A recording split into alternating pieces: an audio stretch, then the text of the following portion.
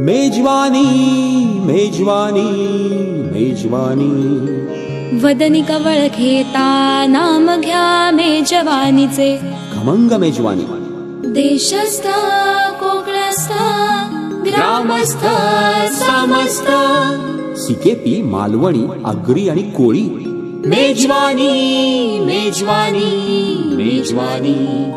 Veg non veg चमचमीत झणझणीत कोशिंबिरी आणि चटणी. जिभेला सुटलंय पाणी. मेजवानी मेजवानी मेजवानी. खमंग मेजवानी. याला जेवायला. नमस्कार प्रेक्षक हो, मी सुषमा पोद्दार खमंग मेजवानीच्या खमंग भागामध्ये आपल्या सगळ्यांचं मनापासून स्वागत करते. आज आपण आलेलो आहोत लक्ष्मी विष्णू सोसायटी सेक्टर 16 नवीन पनवेल येथे. आणि आपल्यासोबत ज्या मैत्रिणी आहेत ज्यांच्या घरी आपण आलेलो आहोत त्यांचं नाव सांगते तुम्हाला. त्या आहेत सुलोचना कुंटे. नमस्कार कुंटे मॅडम. नमस्कार. बरं, तुमचं कुटुंब इथे उपस्थित आहे, सगळ्यांची ओळख करून द्या ना. ही माझी आई. नमस्कार आजी. तुमची नात इथे रेसिपी करणार आहे, काय वाटतं तुम्हाला? मला आता 93 वर्ष झालेली आहेत. वय झालेले परमेश्वराच्या कृपेने सगळं हे चांगलं आहे. मुली नातवंड नाती त्यांचा कार्यक्रम आहे, ते आम्हाला आवड हाऊस आहे, म्हणून मी बघण्यासाठी आता आलेली आहे इथे. नमस्कार. मोठी बहीण. बरं भिडेबाई, तुम्ही सुद्धा रेसिपी केलेली आहे खमंग मेजवानीमध्ये. आज तुमची भाची आलेली आहे, तर काय सांगाल तुम्ही?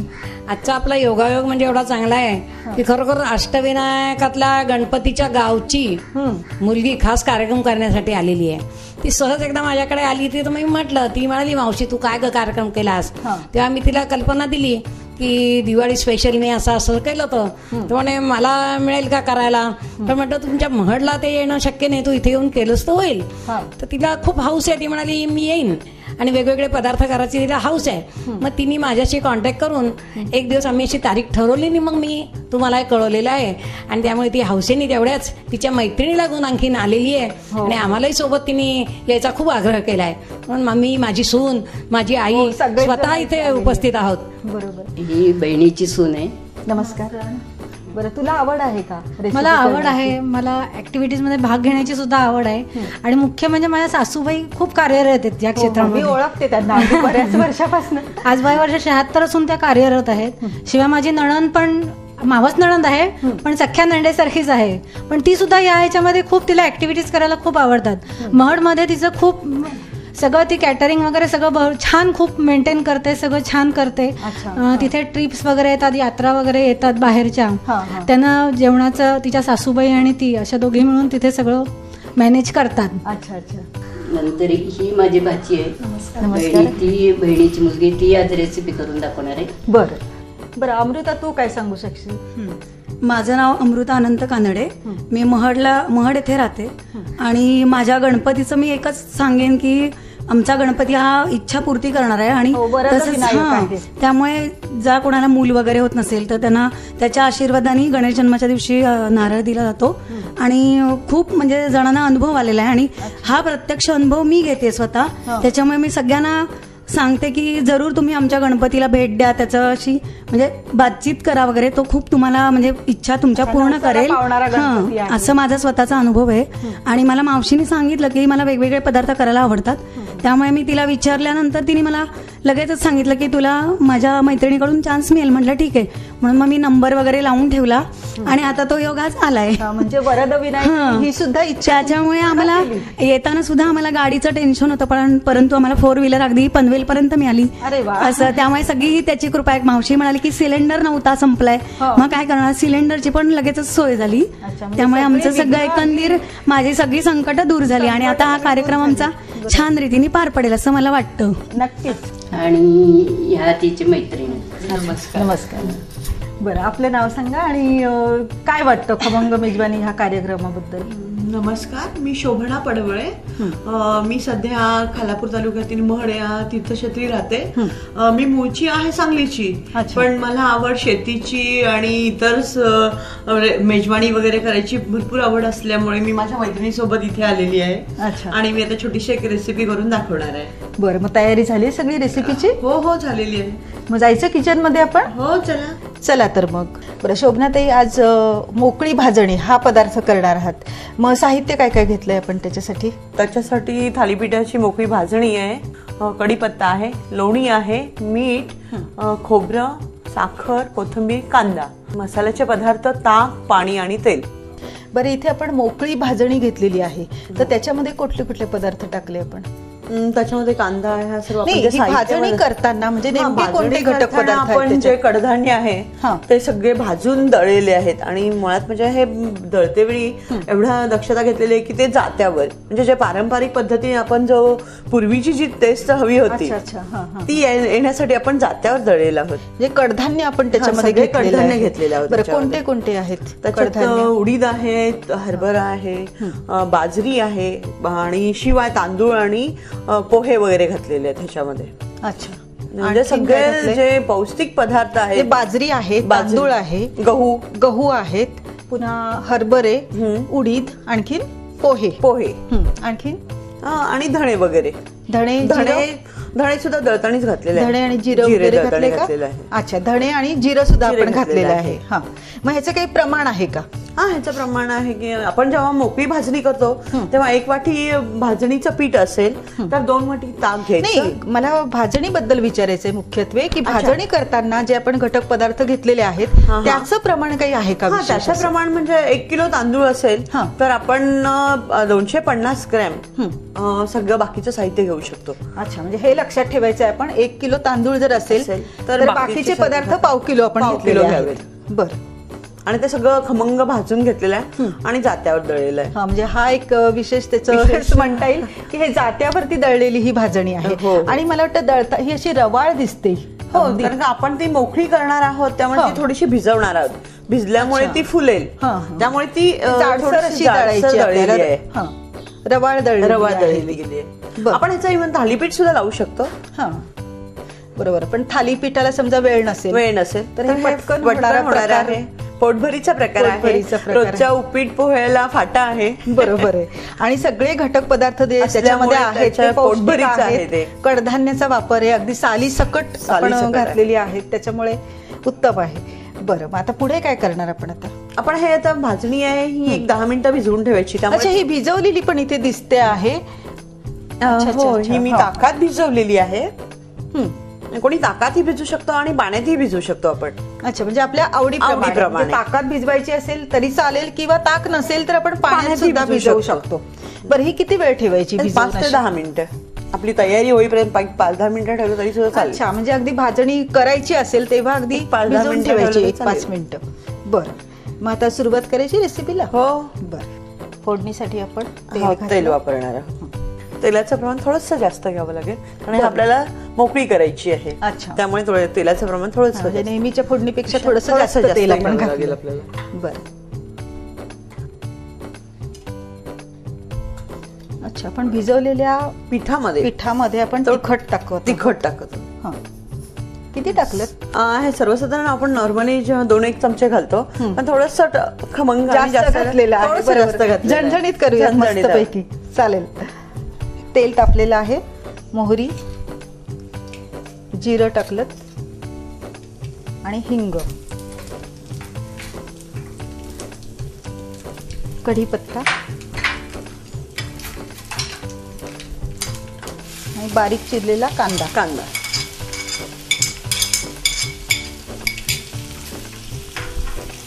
एक कांदा घेतला ना सगळं? सरसरा एक कांदा मोठा आहे.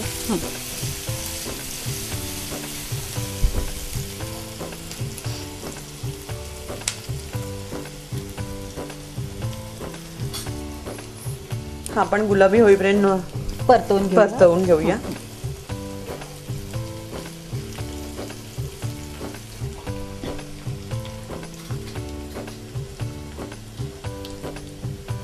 हळद,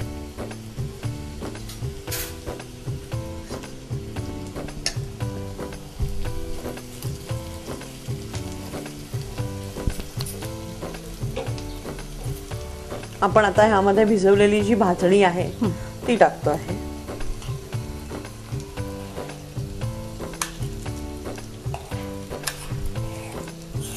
पाहिलं प्रेक्षक हो, आपण भाजणी भिजवून घेतलेली होती. यांनी आता ताकामध्ये भिजवलेली आहे. हवं असेल तर आपण, नको असेल समजा ताक किंवा नसेल आपल्याकडे तर आपण पाण्यात सुद्धा भिजवू शकतो. बरं, ह्याचं काही प्रमाण आहे का की किती ताक एक घालावं वाटी किंवा जर भाजणीचं पीठ असेल तर सर्वसाधारण 2 वाट्या ताक घालायचं. अच्छा, 1 वाटी भाजणी असेल तर 2 वाट्या ताक घालायचं. आणि तसंच प्रमाण आपण पाणीही घेऊ शकतो. हा, म्हणजे तेच आपण पाण्याचं प्रमाण घेऊ शकतो.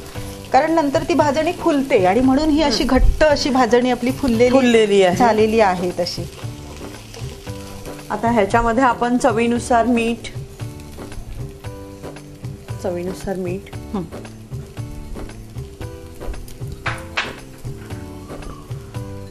थोडीशी साखर, आपण ताक घातलेलं आहे. मग ताक कसं घेतलं, आंबट होतं की असं? आंबटच घेतलेलं. आंबट घेतलं याच्यासाठी, बरोबर. म्हणून आपण थोडीशी साखर पण घातली त्याच्यात.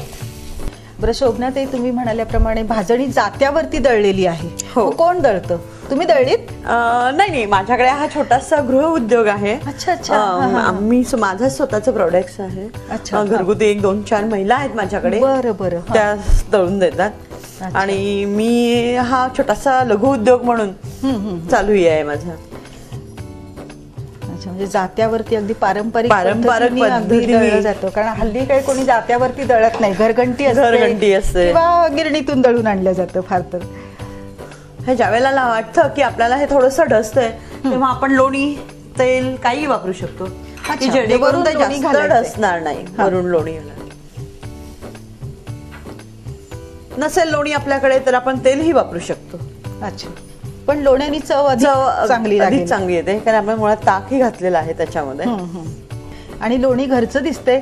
हो, माझ्याकडे छोटासा व्यवसाय आहे, म्हशी वगैरे आहेत. माझा दुधाचा व्यवसाय आहे माझ्याकडे. मग सगळं दही, दूध, लोणी, लोणी सगळं घरचं असतं.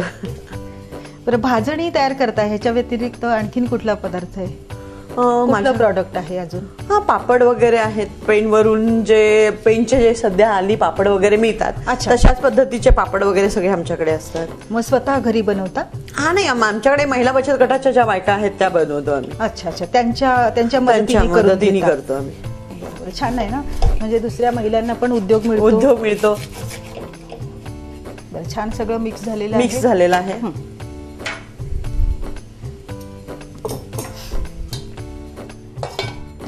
झाकण ठेवलेले आता आपण भांड्यावरती. किती वेळ लागेल साधारण? 1-2 मिनिटं वाफ येईपर्यंत. 1-2 मिनिटं.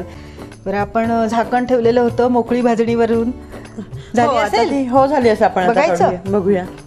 हा, मस्त सुगंध आला आणि छान दिसते, अगदी वाफ आली छान मस्तपैकी. आता आपण थोडंसं आता वाफ गेलेली आहे त्यामुळे थोडंसं ढवळून घेऊन पुन्हा आपण कोथिंबीर वगैरे घालूया त्याच्यामध्ये. आणि जितका वेळ आपण हा हलवत राहू हा पदार्थ तेवढा असा मोकळा होत राहतो. कारण आपण मोकळी भाजणी तयार करतो. बरोबर. आणि आपली रवाळ असल्यामुळे ती थोडीशी अशी फुलते, छान अगदी झालेली आहे. पण जो रोजचा उपमा, पोहे त्याच्यापेक्षा वेगळं काहीतरी. आणि थालीपीठ याच पिठापासून आपण करता येतं. वेळ नसेल थालीपीठ करायला पटकन होण्यासारखं आहे. थालीपीठाचं कसं स्किल आहे ते लेडीजला ते पटकन जमलं. कधी जमत नाही, ते करपलं जातं, कधी गॅस मोठा असतो. पण ह्याच्यात तसा काही प्रॉब्लेम होत नाही आपला. वाफ आली की झालं. प्रेक्षक हो, असं फोडणीमध्ये घालून जर परतवून वगैरे केली तर ही मोकळी भाजणी तयार होते. आणि थापली तर थालीपीठ होतं. पण थालीपीठ कसं आहे, कंपल्सरी लेडीज कडून ते थालीपीठ लावणार, इकडे तिकडे होणार, तोपर्यंत ते पटकन जळणार वगैरे. हा जो काही प्रकार तो हा होणार नाही. बरोबर. आता आपण ह्याच्यामध्ये थालीपीठ मोडतं वगैरे त्याच्यापेक्षा हे बरं ना, अगदी मोकळी भाजणी की झालं. आणि सगळे पदार्थ जे त्याच्यामध्ये घातलेले आहेत, म्हणजे कांदा घातलेला आहे किंवा लोणी घातलंय आपण, जे थालीपीठाला वापरतो ते सगळे इतरही घटक पदार्थ तेच आहेत. आणि त्याच्यामुळे काय आपल्याला सकाळच्या जेवणामध्ये हे खाल्लं की बस. ह्याच्यात आपण भाजी वगैरे घालू शकतो का? कुठली मेथी म्हणा किंवा पालक चिरून तसं काही केलं तर त्याची चव जी आहे, भाजणीची जी प्रॉपर चव आहे ती थोडीशी बदलेल. पण एक वेगळा प्रकार करता येईल. चवीत थोडा बदल होईल. चवीत बदल होईल. हे सारखं अगदी आपल्याला हलवत राहायला हवं.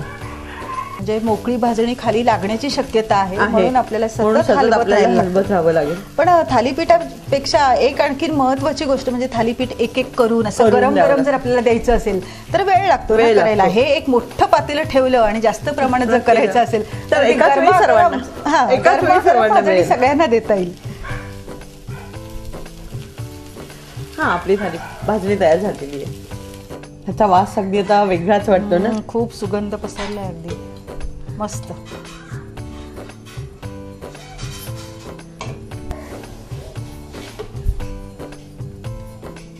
ही झाली आता आपली मोकळी भाजणी. मेजवानी मेजवानी मेजवानी मेजवानी मेजवानी मेजवानी.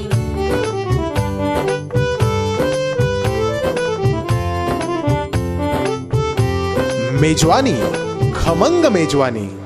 पहा आता कशी झाली मोकळी भाजणी. त्याची चव पहा. हो छान असणारच आहे. लोणी आहे ना हे वरून घातलेलं. हो हो लोण्या सकट खाते आता.